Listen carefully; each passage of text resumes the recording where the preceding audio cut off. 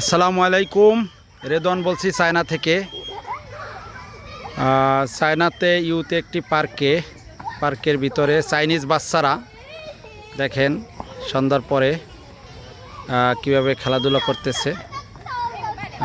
তাদের ফ্যামিলির লোকজন পাশে বসে আছেন, বাচ্চাদেরকে এক্সারসাইজের জন্য ছেড়ে দিয়েছেন। এরা খুব খেলাধুলা দুষ্টমি করতেছে বিনোদনের জন্য। দেখেন বাচ্চারা কত ধরনের দুষ্টুমি করতেছে। এইটার ভিতর দিয়ে কিছু বাচ্চারা ভিতরে ঢুকে গেছে, ওই দেখা যাচ্ছে ভিডিওতে, ঢুকে এইটার ভিতরে যাবে। তাদের গার্ডিয়ানরা পাশে বসা আছে। বাচ্চারা তাদের নিজেদের মতো করে দুষ্টুমি করতেছে, খেলাধুলো করতেছে।